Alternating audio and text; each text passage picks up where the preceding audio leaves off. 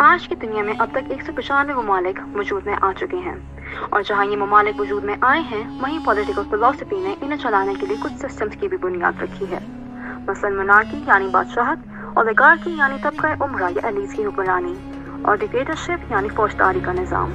لیکن جو سسٹمز دنیا کے زیادہ تر حصے جیسے کہ مڈل ایسٹ، ایشیا، افریقہ، یورپ کے کئی ممالک میں باغ دور سنبھالے ہوئے ہیں وہ ہے پارلیمنٹری اور پریزیڈنشل سسٹمز، اور آج کی ویڈیو میں ہم انہی دو سسٹمز کی تفصیل پر تفصیل سے بات کریں گے۔ پاکستان میں آج دوبارہ صدارتی نظام کی پاس گشت ہو رہی ہے، جس کا مطلب یہ ہو سکتا ہے کہ ریشفل آف پاور میں اس کا اندراج کیا جا سکتا ہے اگر یہ 1973 کے آئین کے مطابق ممکن ہو تو۔ پاکستان کی سابق حکومت تو اس کے نفاذ کی باتوں کو افواہ قرار دے چکی ہے، لیکن چند تجزیہ کاروں کے مطابق یہ عام عوام کا رد عمل دیکھنے کے لیے ایک تجربہ کیا گیا تھا۔ اصل سوال یہ ہے کہ نظام میں تبدیلی کی باتیں ہو ہی کیوں رہی ہیں؟ دنیا کے بہت سے ممالک میں پارلیمانی نظام کا نفاذ ہے، تو وہ کامیاب کیسے ہیں؟ ہمارے ملک میں کیا مسائل ہیں کہ پارلیمانی نظام ہمیں کوئی فائدہ نہ دے سکا؟ جواب یہ ہے کہ بدقسمتی سے ہمارے ملک کا نظام اور قانون کمزور ہے، اس لیے پارلیمانی نظام ہمیں بڑے پیمانے پر فائدہ نہ دے سکا۔ بلوچستان، سندھ اور پاکستان کے دیگر کئی علاقوں کے حالات دیکھنے کے بعد اور حقوق نہ ملنے، پارلیمنٹ کے ہمارے کروڑوں روپے ٹیکس پہ اجلاس بلانے اور بحث کر کے قانون سازی کیے بغیر اجلاس ملتوی کر دینے کے سبب پاکستانی عوام نے پارلیمانی نظام پر آواز اٹھانا شروع کر دی ہے کہ یہ ہمارے لیے کس لحاظ سے بہتر ہے۔ ہم فیکٹس اور فگرز پر نظر ڈالیں تو معلوم ہوتا ہے کہ ملٹری ریجیمز میں ہماری ہیلتھ، ایجوکیشن اور اوور آل لیونگ سٹینڈرڈز زیادہ بہتر تھے۔ ملک کی معاشی تاریخ دیکھی جائے تو معلوم ہوتا ہے کہ جب 1999 میں پرویز مشرف نے نواز شریف سے حکومت لی تو پاکستان کی معیشت صرف $70 بلین تھی، اور جب صدر مشرف چھوڑ کر گئے تو وہ $170 بلین رہی۔ نواز شریف کے دور میں قومی خزانے میں $0.4 بلین تھے اور ملک دیوالیے کے دہانے پر تھا، لیکن ڈکٹیٹرشپ میں قومی خزانے میں $18 بلین رہے۔ فورن ڈیپتھ کو دیکھا جائے تو وہ پرویز مشرف کے دور میں $38 بلین سے گھٹ کے $34.5 بلین تھا۔ فورن ڈائریکٹ انویسٹمنٹ دیکھا جائے تو وہ پرویز مشرف کے دور میں $5,150.30 بلین تھی، جو نواز شریف کے دور میں کم ہو کے اور پرویز مشرف کے جانے کے بعد پیپلز پارٹی کے دور یہ آنے کے بعد $1,456.6 ملین ہوئی، اور مزید منفی ہو کر $1,218.1 ملین ہوئی۔ لیکن نون لیگ نے فورن انویسٹرز کا اعتماد بڑھانے کے لیے بھی کافی اقدامات کیے۔ سابق صدر آصف علی زرداری نے جب تمام طاقت پارلیمان کو دے دی تو صدر کی حیثیت اور اہمیت کو کافی نقصان ہوا۔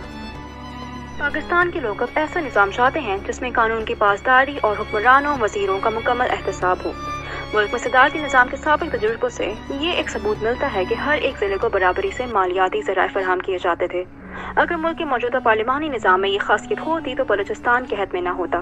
یہاں پر قطعاً اس چیز پر زور نہیں ڈالا گیا کہ ملک میں مارشل لاء ہونا چاہیے، لیکن یہ ہمارے ملک کے پولیٹیکل سائنٹسٹ کی ذمہ داری ہے کہ وہ لوگوں کو صحیح معنوں میں آگاہ کریں کہ کون سا نظام ہے جو جمہوری بھی ہے اور ترقی بھی دے سکتا ہے، اور پھر پاکستان میں اسی نظام کی بالادستی ہونی چاہیے۔ Presidential system and parliamentary system ایک بہت بڑی بحث ہے، اور یہ آج کل عام بھی ہے۔ پارلیمنٹری سسٹم میں تمام اختیارات وزیر اعظم کے پاس ہوتے ہیں۔ اس نظام میں صدر تو ہوتا ہے، لیکن صدر کے پاس بہت کم اختیارات ہوتے ہیں، زیادہ تر اختیارات وزیر اعظم کے پاس ہوتے ہیں، جبکہ پریزیڈنشل سسٹم میں تمام اختیارات صدر کے پاس ہوتے ہیں، جو کہ نہ صرف حکومت بلکہ ریاست کا بھی سربراہ ہوتا ہے۔ صدارتی نظام جن ملکوں میں قائم ہے انہیں پاورفل سمجھا جاتا ہے، جیسے کہ امریکہ وغیرہ۔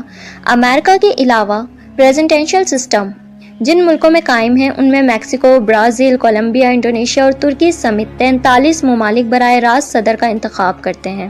اور اگر ہم ترکی کی بات کریں تو ترکی میں بھی صدر کا انتخاب تھوڑا مختلف ہے۔ ترکی میں بھی امریکہ کی طرح ہر کوئی صدر نہیں ہو سکتا۔ ترکی میں بھی پریزیڈنشل سسٹم اور پارلیمنٹری سسٹم کو ملا جلا کے تجربے ہوتے رہتے ہیں۔ پاکستان میں بھی کئی بار پریزیڈنشل سسٹم کو قائم کرنے کے مطالبے سامنے آتے رہے ہیں، اور کئی بار ان پہ تجربے بھی کیے گئے ہیں، لیکن یہ نظام پاکستان میں قائم نہیں ہو سکا۔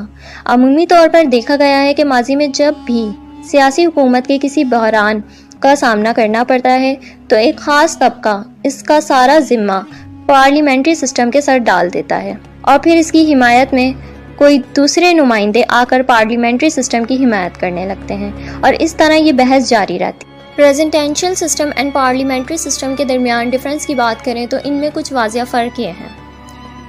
Method of choice. Presidential system میں پریزیڈنٹ پارلیمنٹ سے نہ تو صرف براہ راست مخاطب ہوتا ہے اور نہ ہی انہیں جواب دہ ہوتا ہے، جبکہ پارلیمنٹری سسٹم میں سربراہ حکومت پارلیمنٹ کو جواب دہ ہوتا ہے۔ پریزنٹینشل سسٹم کی ایک خوبی یہ بھی ہے کہ اس میں عوام کو پتہ ہوتا ہے کہ وہ ملک کی بھاگ دوڑ کس کے ہاتھوں میں دینے جا رہے ہیں، جبکہ پارلیمنٹری سسٹم میں عوام کو علم ہی نہیں ہوتا کہ ان کا اگلا سربراہ کون ہوگا۔ Cabinet formation. پریزنٹینشل سسٹم میں زیادہ تر ٹیکنوکریٹس کو شامل کیا جاتا ہے۔ تمام ارکان پارلیمنٹ بھی کیبنٹ کا حصہ ہو سکتے ہیں، جبکہ پارلیمنٹری سسٹم میں حکومت یعنی وزیروں کا تعلق پارلیمنٹ سے ہی ہوتا ہے۔ اس میں بھی ٹیکنوکریٹس ہو سکتے ہیں، لیکن ترجیح پارلیمنٹ کے ممبر کو ہی دی جاتی ہے۔ Option to dissolve assemblies. Parliamentary system میں اسمبلیز قائم کرنے کا انتخاب صرف پریزیڈنٹ کے پاس ہوتا ہے، جبکہ پارلیمنٹری سسٹم میں یہ اختیارات وزیر اعظم کے پاس موجود ہوتے ہیں۔ Duration of tenure. Presidential system میں صدر کے عہدے کی ایک مدت فکس ہوتی ہے اور اسے ایک ہی ذریعے سے ہٹایا جا سکتا ہے اور وہ ہوتا ہے مواخذہ۔ پارلیمنٹری سسٹم میں وزیر اعظم کی مدت مقرر ہونے کے باوجود وزیر اعظم کو کسی بھی وقت ہٹایا جا سکتا ہے۔ Election turn out. ان دونوں نظاموں میں ایک عام فرق یہ بھی سمجھا جاتا ہے کہ جن ممالک میں صدارتی نظام رائج ہے وہاں الیکشن میں ٹرن آؤٹ پارلیمانی نظام سے زیادہ بہتر ہوتا ہے۔ اس کی وجہ ماہرین یہ بتاتے ہیں کیونکہ عوام کو ان ممالک میں پتہ ہوتا ہے کہ وہ براہ راست کس کو اس مملکت کا سربراہ بنانے کے لیے ووٹ دینے جا رہے ہیں، جبکہ پارلیمانی نظام میں یہ چیز عام طور پر اتنی زیادہ کلیئر نہیں ہوتی۔ صدارتی نظام اور امریکہ۔